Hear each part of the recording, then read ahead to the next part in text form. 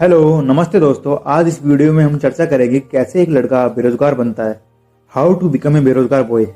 हंसने की बात नहीं है, सच्चाई तो यही है। चलो हम देखते हैं। हम उसके जन्म से, उसकी स्कूल लाइफ से, उसके आसपास का माहौल, समाज का वातावरण, उसके दोस्त कैसे हैं, उसके परिवार के सदस्य कैसे हैं, ये सब डिपेंड करते हैं उसके एक बेरोजगार बनने के लिए।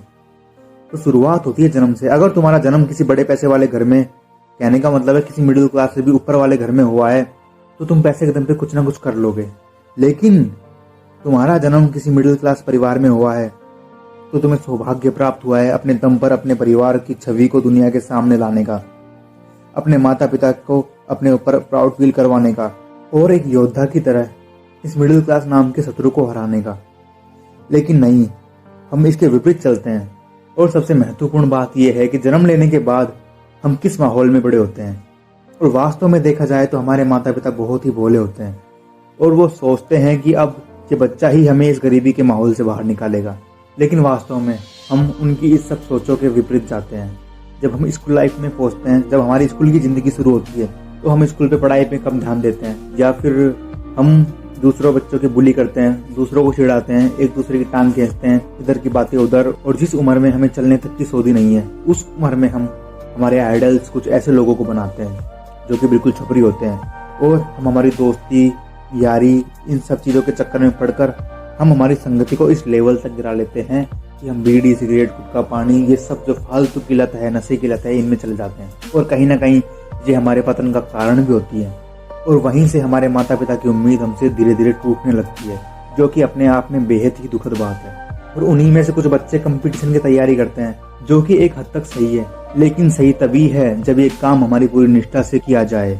और इसी बीच हमें बेरोजगारी की भट्टी में फूंकने के लिए हमारी सरकार, हमारी गवर्नमेंट इस कार्य में बहुत ही अहम भूमिका निभाती है, क्योंकि लाखों स्टूडेंट पर चंद वैकेंसियां निकाल कर अपने आप को बहुत महान दिखाती है। और सबसे अधिक दुख तो हमारे माता पिता को होता है, क्योंकि वो अपने खून पसीने की कमाई, अपने मेहनत की एक एक पाई जोड़कर हमें पढ़ाते हैं, लिखाते हैं, और अपनी इच्छाओं का दमन करके हमारी इच्छा पूर्ति करने में अपना पूरा जीवन व्यतीत कर देते हैं। लेकिन हम भी गधे हैं, सब कुछ देखते हुए, सब कुछ जानते हुए भी इन सब बातों को इग्नोर कर देते हैं। नहीं समझ पाते हम इन बातों को, और कुछ काम की स्किल्स सीखने के बजाय गलत संगति में अपना समय, अपना जीवन, अपना सब कुछ बर्बाद कर देते हैं। और बात आज के समय की करें तो आज के समय में सोशल मीडिया नाम का एक कीड़ा जो प्रत्येक स्टूडेंट के मन में चलता है, दिमाग में चलता है, और हम स्टूडेंट्स अपना जीवन का कीमती समय उस सोशल मीडिया के फालतू के कंटेंट देखने में लगा देते हैं। और कुछ स्किल्स नहीं होने के कारण और 10-15 हज़ार रुपए के लिए हम योद्धा से गुलाम बन जाते हैं, और पता ही नहीं चलता कि कब हम भी इस बेरोजगारी और इस मिडिल क्लास की भट्टी में अपने आप को झोंक देते हैं।